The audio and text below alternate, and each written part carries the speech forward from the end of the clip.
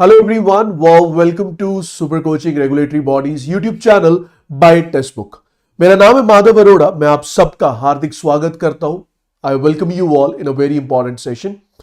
Now we all know this. अगर आप regulatory bodies के लिए prepare कर रहे हैं, फिर चाहे वो RBI Grade B examination हो या फिर NABARD examination हो, SEBI हो and many other exams, we know this that finance is going to play a really very important role, especially अगर मैं कहूं तो RBI Grade B examination में as well as SEBI Grade A examination में, even along with this PFRDA IFSC exam, they have a great importance of the segment that is finance. और majority questions जो आपके examination में पूछे जाते हैं, majority questions are obviously related to the current affairs. So in order to help you guys so that you can prepare really very well for your current affairs, we at Testbook brings to you a session, or I would say a series of session, which is going to be live till your examination. That means till the last day of your exam, which is going to help you to prepare pretty well for your current affairs section. As you all know, in the morning at 9 a.m. we have a daily current affairs session where the general current affair is covered, which is important specifically for phase 1 as well as in phase 2. Then on Monday, Wednesday and Friday we have the PIB current affairs, which is obviously taken by your favorite Manish Mishra sir, and he is covering the PIB part, the government schemes, in much detail, and you all know him pretty well from the past few years. Now last part is the finance segment. When we talk about the finance segment, in case of finance, two areas, or I would say the questions are based on two formats. The first one are the direct questions related to the RBI current affairs, where we have the RBI notifications, RBI press release, as well as RBI circulars, RBI publications, and many more.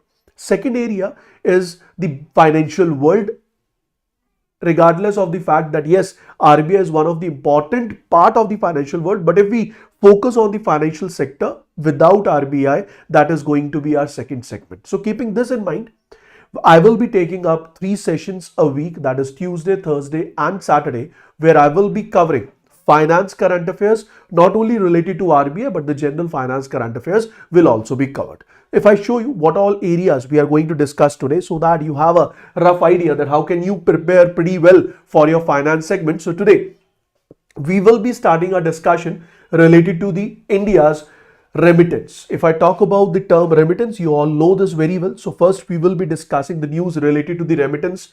Then we'll move ahead after discussing the remittance wala part. Then we will be discussing the latest MOU which has been signed between India, specifically if I say Maharashtra and Asian Development Bank. Not only this, I will even discuss the latest initiatives which have been, or MOUs which have been signed by India, not only with ADB but with the World Bank and other organizations. Then I'll talk about the real-time payment which is boosting India GDP by 2028. We will be talking about all this, and lastly we'll discuss one of the important updates related to RBI. So this is how I'm going to cover this particular session, and from the next session onwards I will be including the questions as well. The news which I'm going to discuss today, the questions will be asked in the next session based on same news, which will be a quick revision for you, which will be a quick recap for you. And I'm pretty sure if you watch this session, follow the content, download the PDF and go through with the PDF at least once a week. That means 3 PDFs. You need to read all the 3 PDFs at least once a week. It will be really very helpful to clear the upcoming examination. I hope the context is set. I hope you are clear now what we are going to discuss today. So good evening Anu, good evening Niranjan. May I have a reply in the comment section that we are good to go, so that we can begin the discussion with the very first news of the day. Just give me yes sir in the comment section guys, so that we can begin the discussion without any further delay. I'm pretty sure the context is set. You are clear that in what manner or how we are going to cover the current affairs in the near future. And if you want me to start with the discussion, just give me yes sir in the comment section without any further delay. So here we talk about the first news. The first news talks about the remittance. First news talks about the remittance. It says India is on the first rank in the global remittance for 2024. Before I discuss more, if I ask you a very simple question, what do you understand by a word remittance? When we use this word remittance, first thing which should strike your mind is remittance is a unilateral payment. So what do you understand by the word unilateral payment? Unilateral payment means you are receiving the funds, but you are not liable to pay back those funds, or you're not liable to pay any services or to provide any kind of services or to sell any kind of goods against those payments. For example, if the funds are credited into your bank account, either you will be selling the goods or you will be providing the service. That is a bilateral transaction. You are receiving the funds and you are providing goods or you are providing services in return. But on the other side, if I say remittance, it's a unilateral transaction, which means you have received the funds and there is no liability on you to pay anything in return. So how is it possible? Yes, it's possible. It's possible if you are transferring funds to your family, friends and relatives. For example, today if I talk about myself, I'm staying in city X, but my father, my mother, they are old and they are staying in city Y. So from my earnings, from my income, if I send a fixed amount on monthly basis, maybe quarterly basis, maybe annual basis, that amount which I'm transferring to my parents so that they can fulfill their day-to-day expenses, that is basically termed as remittance. But the word remittance will be in this scenario, it's a domestic remittance, because I'm staying in India and I'm transferring the funds into my father's bank account, whose account is also in India only. But on the other side, just think, if I am staying in Australia and earning in Australia and I'm sending the same funds to my father who is staying back in India, so that remittance is known as international remittance or global remittance, or we call it as foreign remittance. So in India, we have inward remittance, which means the Indians who are staying outside India, they are transferring funds to their friends, to their families. Similarly, the foreigners who are residing in India, they are also earning in India and they are also transferring the funds back to their own country as well. So we have inward remittance as well as outward remittance. But if I say India is on the first rank, sir, India is on the first rank in terms of inward remittance. So the way I have discussed with you, I hope now it's clear. Remittance refers to the money sent by an individual working abroad back to their families, communities in their home country. So the word remittance is used for international transfers. It is not used for the domestic transfers. So the word domestic remittance which I use, it was just to make you clear what I'm trying to say. Moving to the next point. So these funds are typically transferred through banks or maybe through online platform, and even you can transfer these funds through the money transfer services. Now here comes the important fact.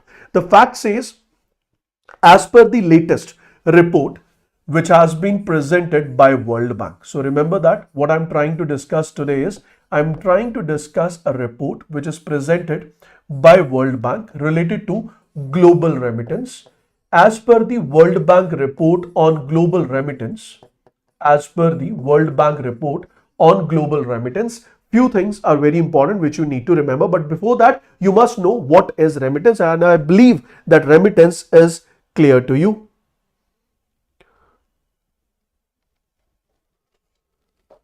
Now, if I talk about the first one, so what are remittances? That is clear. Now, if I talk about the latest report, according to the latest report, 1 out of 8 people worldwide is dependent on remittance. This is the first point which you need to understand, that 1 out of 8 are dependent. 1 out of 8 individuals are dependent on what? So they are dependent on remittance. Over 50% remittances which are sent, they are sent to the rural areas. More than 80 countries rely on remittance for at least 3% of their GDP. So these are the 3 important facts which you need to note down. First point is 1 out of 8 individuals, they are dependent on remittance. Second point is more than 50%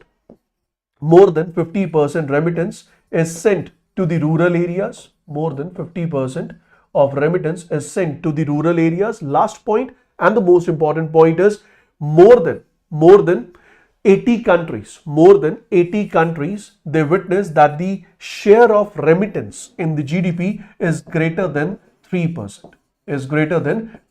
So these are the 3 important facts which you need to remember. Now you must be wondering, sir, the direct question will be asked on the same? No direct question is not expected. No one is going to ask you how many people are dependent on remittance out of 8. No, this is the data which you will be utilizing while answering a descriptive or while writing a descriptive answer related to the financial sector, related to the remittance, which can be asked in the RBI only. Why rely on remittance? It's very clear, Anu, because they are old in age now, they are not working anymore, and they are liable, or I would say they are dependent on their children so that they can survive on daily basis. So that is the reason I say that they rely on remittances alone. Got it? Moving on to the next point. The next point talks about the remittance wala part. If I talk about the total global remittance, this is important. Direct question can be asked.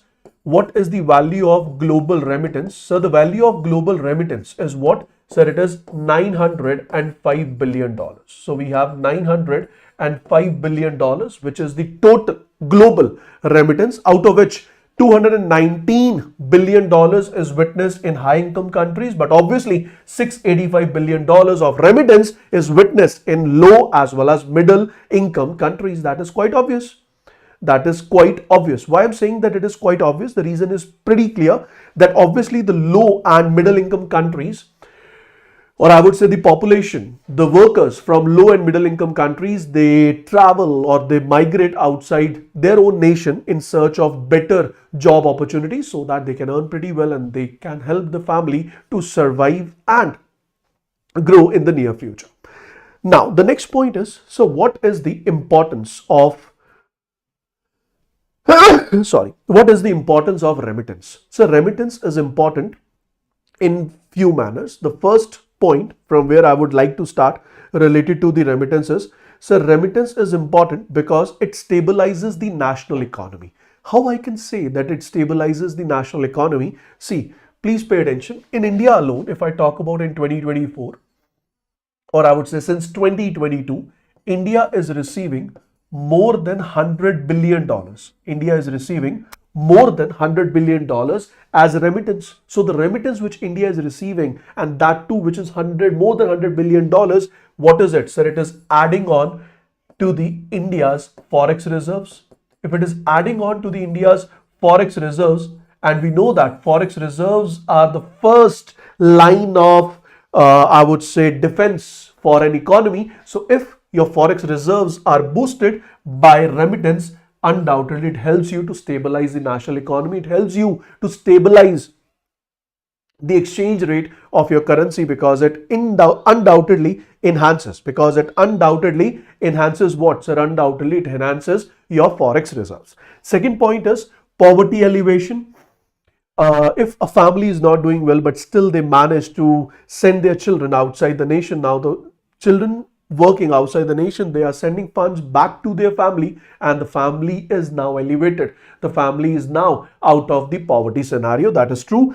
Third one is development and investment. So the amount which is earned by the Indians outside India, they are investing that amount back in India. Majority of the Indians who do not possess the citizenship of any other nation, or who do not possess the permanent residentialship of any other nation, they try to invest their funds back in India, maybe in real estate, gold, or even in the stock market, so that they can enhance or they can earn capital gain on their investment. Last point is cultural exchange. Obviously, if they are still connected to their roots, they are distributing, they are resulting in the cultural exchange. The culture of India is reaching Western countries, and the Western countries' culture is reaching to the Indian families in the rural areas just because of the migration which has been done. Is it clear? But there are few challenges as well. Along with these benefits, there are few challenges as well which are impacting the remittances all over the country. Those challenges include, if I talk about those challenges, the first challenge is high transaction cost. Beside of unlimited provisions related to your, beside of unlimited provision related to, beside the provisions, there are unlimited provisions related to the transactions and all. We are facing high transaction costs when we involve international remittances. Dependence on remittance for an economy is occurs because आज आप dependent है किसी एक country है, वो 20% 30% dependent है remittances पे, God forbids, if anything goes wrong in the near future, the future is uncertain, and the residents who are residing, or I would say the citizens who are residing outside the country, they are not able to send that remittance again. That will be a great shock for the economy. Last is regulatory barriers. There are a number of regulatory barriers, especially related to the fact of money laundering, because of this concept of money laundering. The challenges are witnessed by the genuine individuals who are transferring the funds back to India. Is it clear? There are few doubts I would like to address. KV, I have taken your doubt, I have taken your suggestion, and I will be implementing it from next class onwards. So how is it possible? I mean, forex reserves are decreasing. It has touched $652 billion, but India is topping global remittance. How both together? Why not? Why not? When we talk about India's forex reserves, in case of forex reserves, we come across with two types of transactions: current account and capital account transactions. Remittances are the part of current account transaction. If you are believing that yes, India is receiving $100 billion as remittance, but on the other side our reserves are $652 billion only, the reason is huge imports, which are pretty much higher than your exports, and we are deficit in terms of current account transaction calculation. So even if we are receiving $100 billion of remittance, which is a part of current account, still our current account is deficit, due to which you can relate the fact that yes, we have low forex reserves in comparison to the inward remittance which we are receiving on regular basis. Since 2022, India is being receiving more than $100 billion. 2022 was the first year when India has crossed a mark of $100 billion, which was $111, then $125, and this year we have $129 billion, which India has received in terms of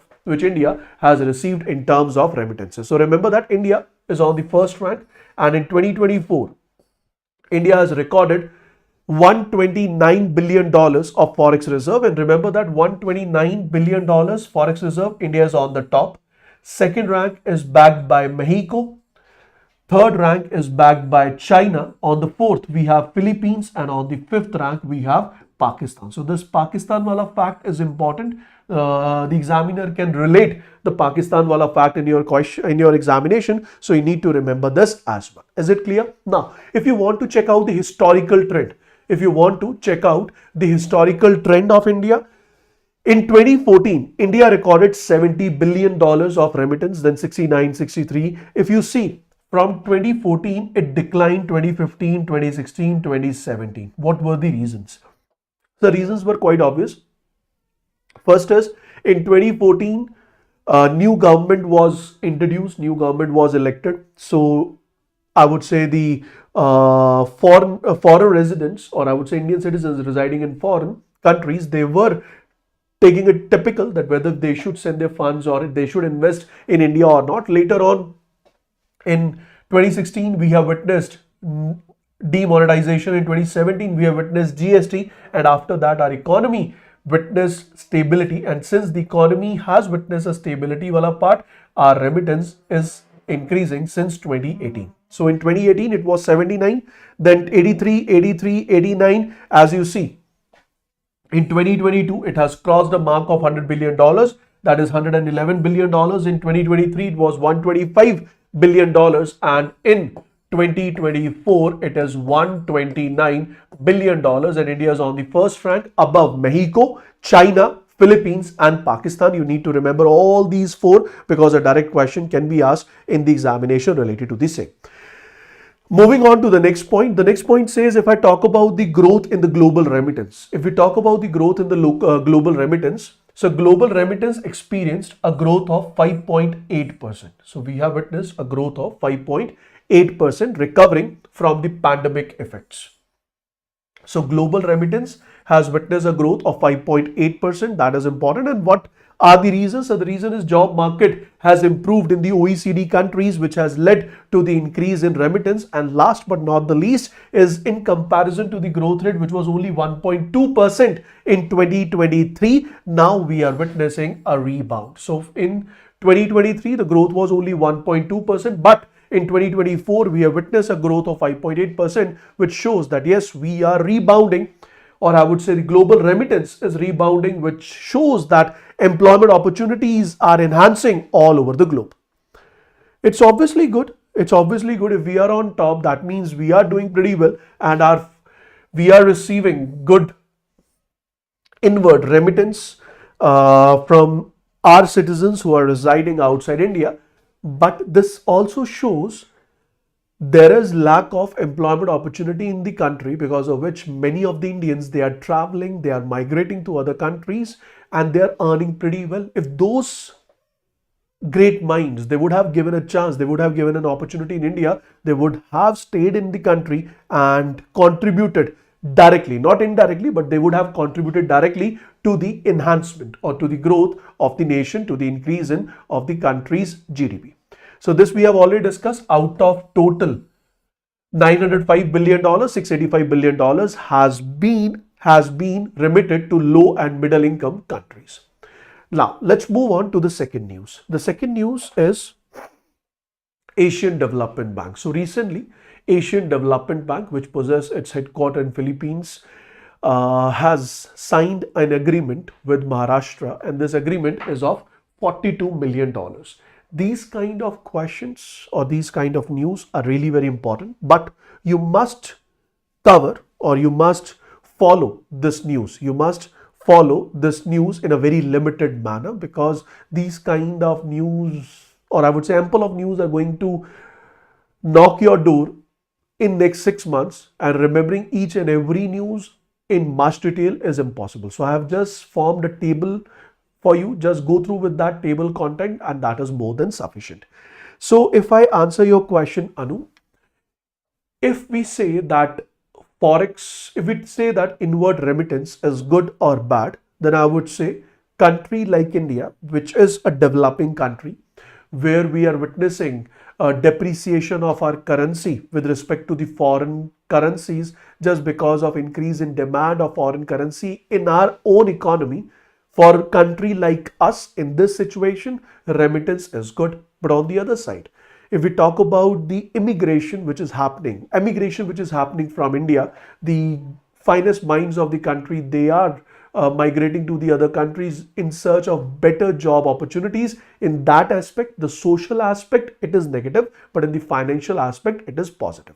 Now, if I talk about the part of dependency, for the part of dependency, India is not at much risk. Why I'm saying that India is not at much risk? As you can see, these are the nations which are highly dependent on remittance. Kazakhstan, 45.4% of GDP is from remittance, or I would say remittance account for more than 45% of their GDP. But in India, that is not a case. We are dependent on remittance, but not pretty huge, which can be reflected or which can be a point of worry as per our GDP data. Is it clear now? Is it clear now? Anu, if it is clear, just give me yes, sir.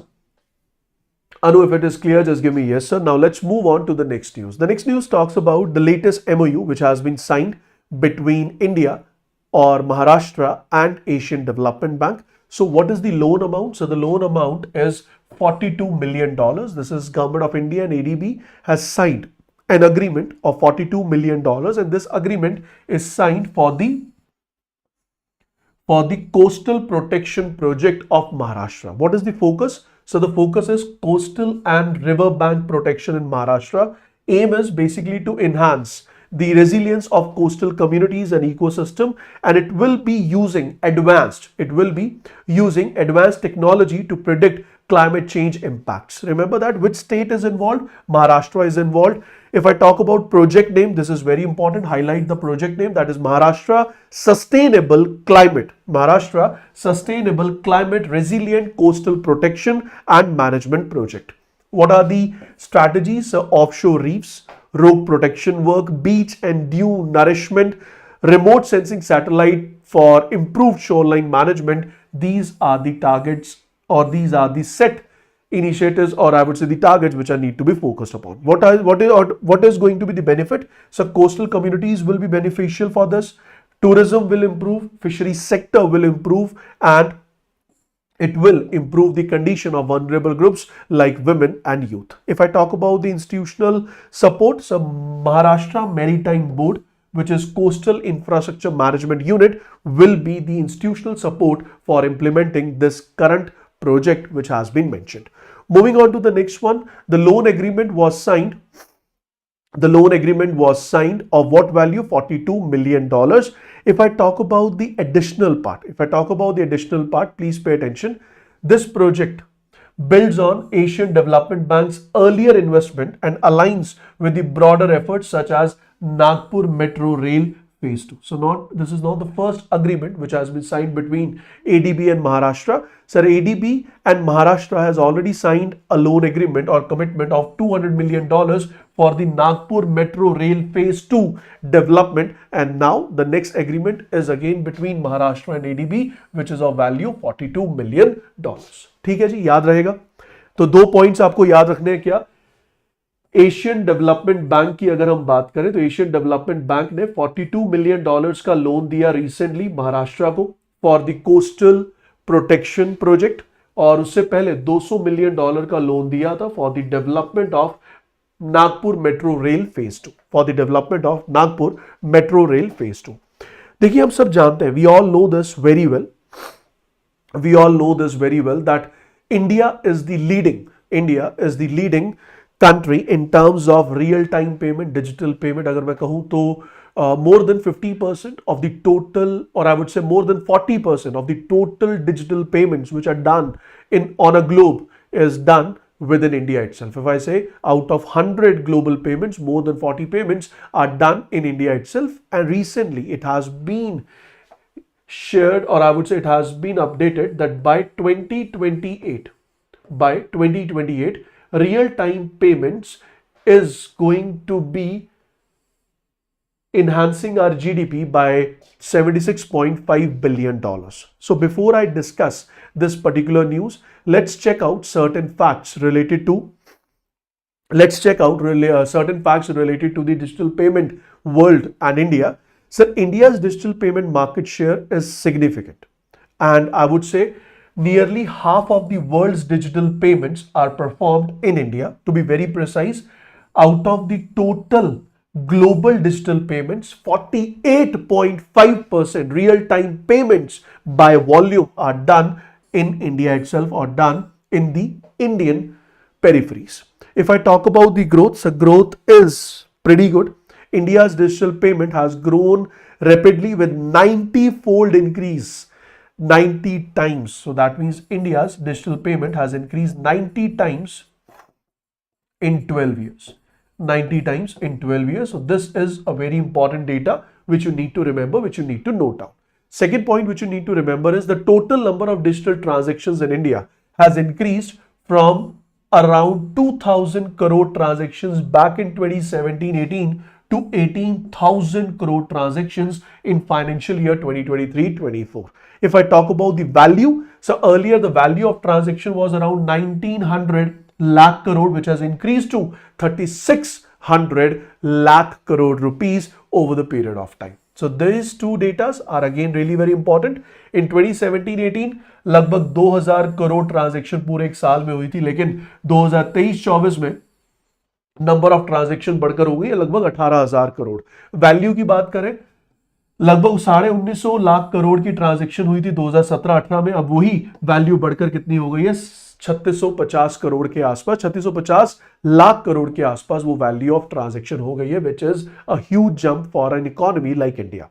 उसके बाद अगर हम बात करें कि sir जो applications हैं जिनको आप और हम यूज करते हैं, which application has the maximum share? Obviously sir PhonePe has the maximum share. If you see, PhonePe has a share of 48.9%. अगर आपके इंडिया में 100 ट्रांजेक्शंस हो रही है, 100 digital payments are done. Out of 100 digital payments, 48.9 digital payments are done from the platform that is PhonePe. उसके बाद Google Pay, then we have Paytm and then we have many other. Now let's jump back to the news which we want to discuss.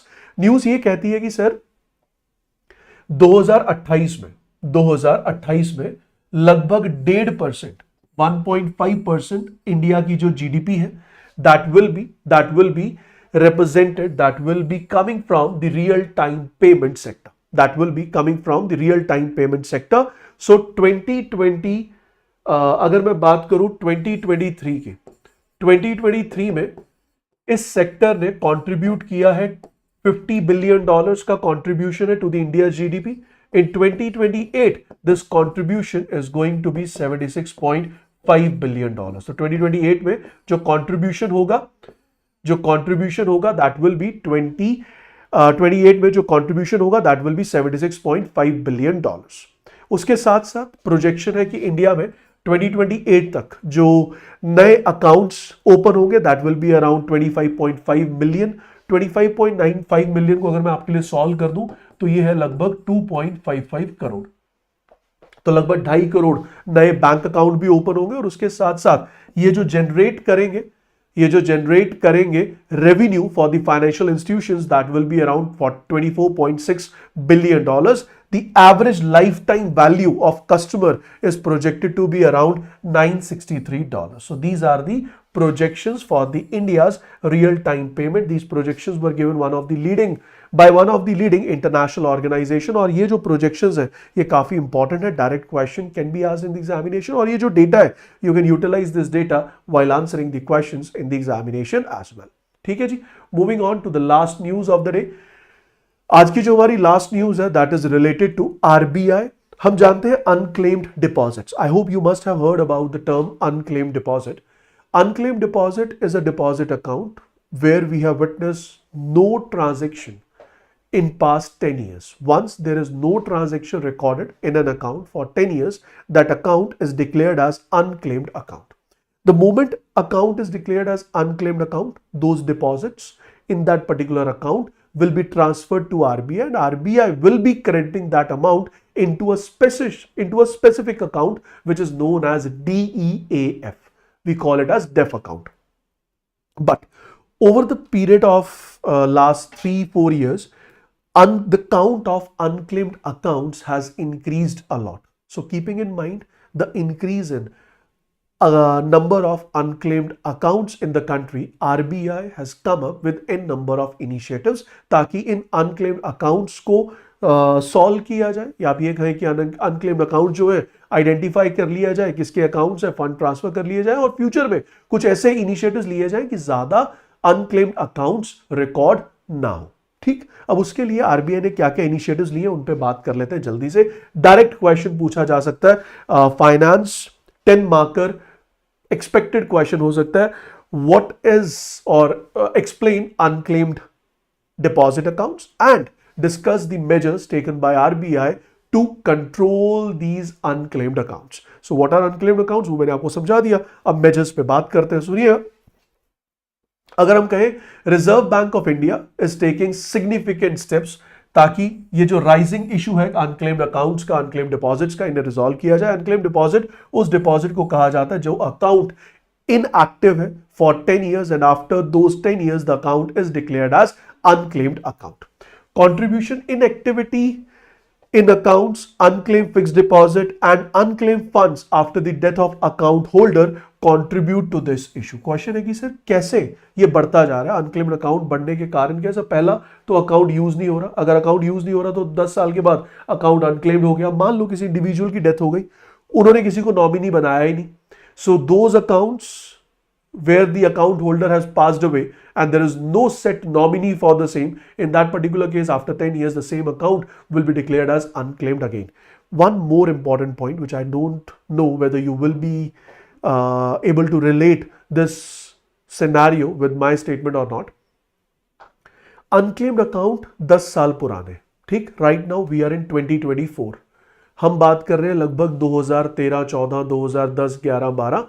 ये वो years थे 2010, 11, 12, 13, 14, 15. ये वो साल थे जहां पर बहुत तेजी से बैंकिंग फाइनेंशियल इंक्लूजन इंक्रीज हुआ था. चाहे फिर वो आपके नो फ्रिल अकाउंट्स थे, नो फ्रिल अकाउंट्स के बाद बीएसबीडीए अकाउंट्स आए, बीएसबीडीए अकाउंट्स के बाद जनधन अकाउंट्स आए. तो ये वो टाइम सिनेरियो था, ये वो एरा था जहां पर डिपॉजिट अकाउंट्स को बहुत तेजी से पुश किया गया. और वो जब अकाउंट्स को बहुत तेजी से पुश किया गया, number of accounts were open due to उस समय इतने तेजी से अकाउंट ओपन हुए कि आज काफी सारे इंडिविजुअल्स के पास अपने अकाउंट्स की इंफॉर्मेशन ही नहीं है, या फिर उन्होंने वो इंफॉर्मेशन अपनी फैमिली तक डिस्ट्रीब्यूट नहीं की, जिसकी वजह से अनक्लेम्ड अकाउंट का जो काउंट है वो क्या है, इंक्रीज हो रहा है। अब यहां पर हमें क्या पढ़ना है, we have to focus on the data.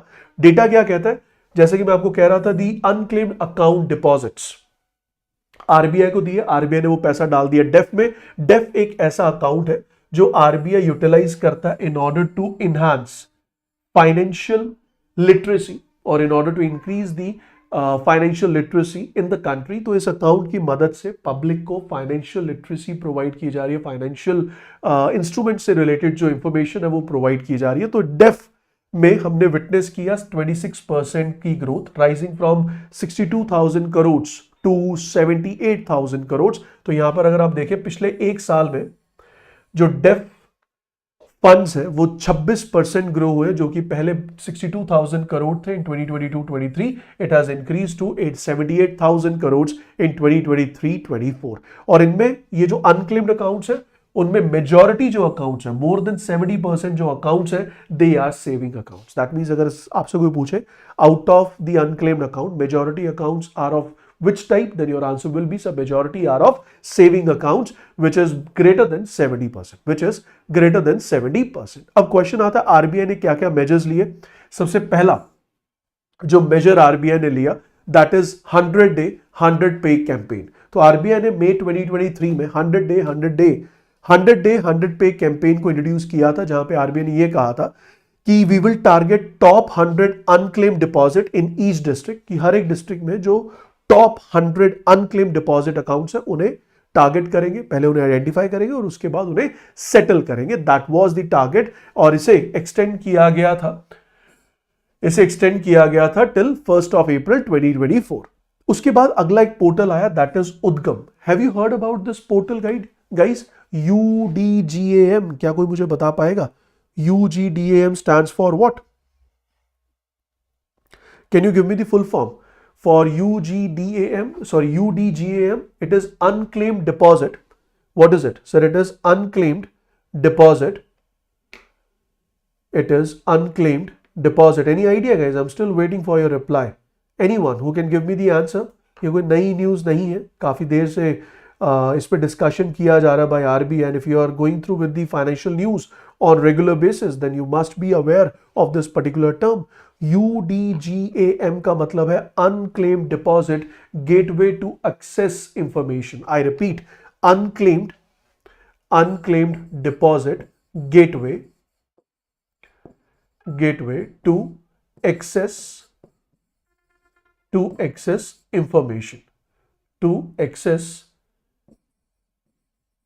Information, so this is basically Udgam. तो उद्गम क्या है सर? उद्गम एक पोर्टल है जो अलाउ करता है इंडिविजुअल्स को कि वो सर्च कर सके for the unclaimed deposits across multiple banks. तो मल्टीपल बैंक्स के लिए एक पोर्टल बना दिया, उस पोर्टल पे जाएं, उस पोर्टल पे जाकर आप अपना नाम डालकर, पैन, परमानेंट अकाउंट नंबर डालकर यू कैन सर्च कि मेरे नाम से कौन कौन से अकाउंट्स हैं और उनमें से कौन कौन से अकाउंट्स अनक्लेम्ड डिक्लेयर हो चुके हैं। That is possible. इसकी मदद से क्या होगा sir? User can easily search with the help of account number as well as with the help of the account holders name। आपने आइडेंटिफाई किया, फिर अगर वो इंडिविजुअल जिंदा है तो खुद जाए अपने पैसे को विड्रॉ कर ले, अगर वो जिंदा नहीं है तो उनका लीगल हियर जाए बैंक में और अपने पैसे को विड्रॉ कर ले। So this is going to solve the problem of what? So this is for sure going to solve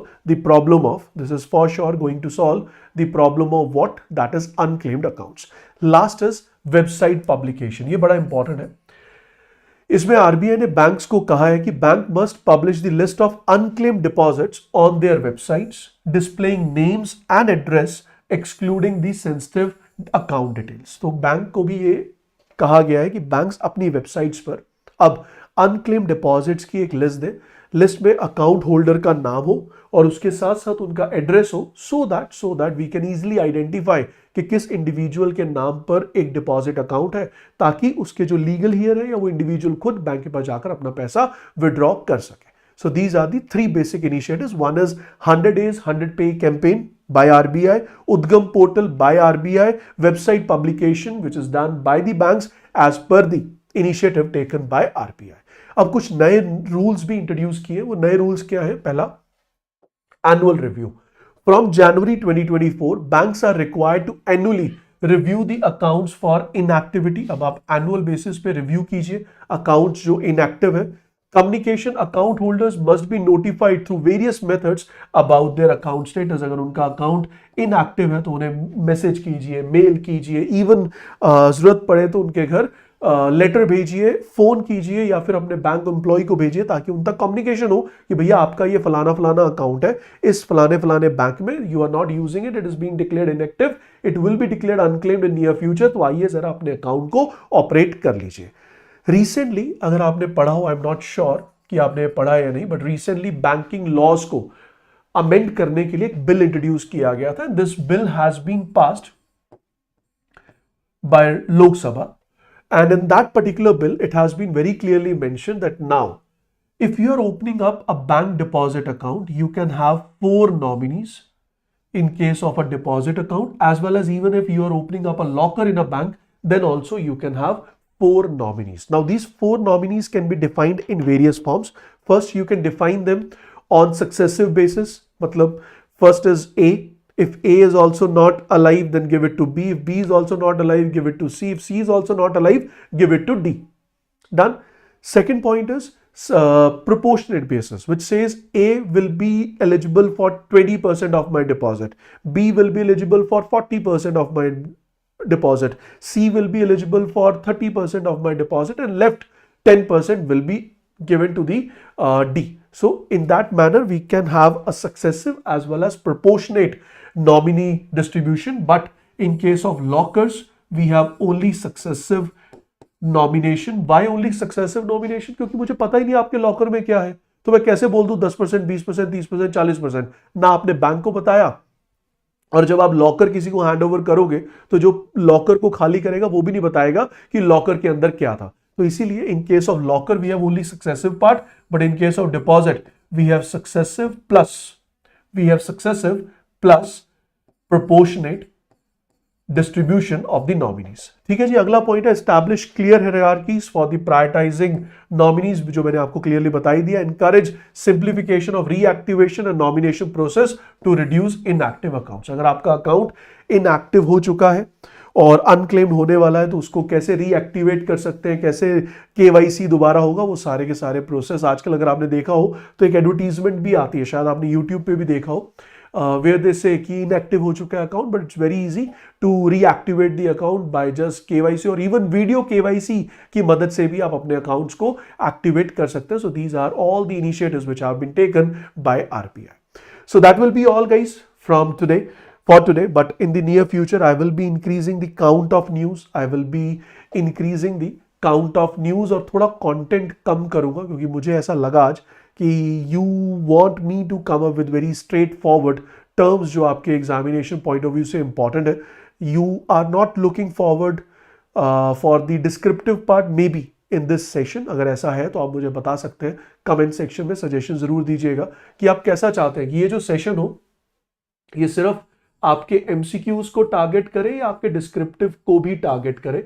अगर आप चाहते हैं सिर्फ एमसीक्यूज को टारगेट करें then I can increase the number of news, I can obviously increase the number of news और मैं अपने कंटेंट को थोड़ा कम कर लूंगा ताकि मैं आपको स्ट्रेट फॉरवर्ड न्यूज दे दूं, आप उसे याद करें और एग्जामिनेशन को पास कर लें. लेकिन डिस्क्रिप्टिव के लिए अंडरस्टैंडिंग भी जरूरी है, आपका इंटेलेक्चुअल ग्रोथ होनी भी जरूरी है, एनालिटिकल स्किल्स एनहांस होने भी जरूरी है और उसके साथ साथ डेटा बड़ा इंपॉर्टेंट है जो कि आपके डिस्क्रिप्टिव में काम आता है. सो आप बताइएगा. It was our first class, तो मैं चाहूंगा कि आप लोग सजेशन दीजिएगा कमेंट सेक्शन में what kind of content you are expecting in this particular session which will be live Tuesday, Thursday and Saturday. So guys, RBI Grade B 2.0 लक्ष्य batch is live. अगर आप चाहें तो जल्दी से इस बैच में अपने आप को एनरोल कर लें, which will help you to prepare for phase 1, phase 2 as well as interview. And in order to enjoy maximum discount, use code MADHAV in order to enjoy maximum discount on all the different offerings on all the different batches which are offered by Testbook. Okay, so that will be all from my side guys in this particular session. We'll catch you soon. You can download the PDF you can download the PDF from this particular channel. You can download the PDF from this given Telegram channel which is visible. Okay, 6 महीने के news याद कैसे रहेंगे? At least analysis would be much better option. हाँ, तभी 6 महीने के news याद नहीं रहते, इसीलिए I want you all to analyze the things and I will be coming up in that manner only. ठीक है जी, क्लियर है? तो यहां से आप अपनी PDF को डाउनलोड कर लीजिएगा. 10 मिनट के बाद आपको PDF इस सेशन की वहां अवेलेबल हो जाएगी. ओके, थैंक यू अर्पण. तो जाने से पहले एक बार जल्दी से फीडबैक जरूर दीजिएगा. कैसा लगा आपको session? Those who have attended this session for the very first time, I would request them तो प्लीज सब्सक्राइब कीजिए हमारे यूट्यूब चैनल को और मुझे फीडबैक जरूर दीजिए कमेंट सेक्शन में. If you have enjoyed this session, if it was your first session, and if you have enjoyed this session, do mention in the comment section below so that we can conclude the discussion for the same. So that will be all, guys. I hope you must have enjoyed it. We'll catch you all on Saturday with more and more content in much depth, which will help you to clear your upcoming regulatory bodies exams. Thank you so much. Good luck. God bless you all. Take care.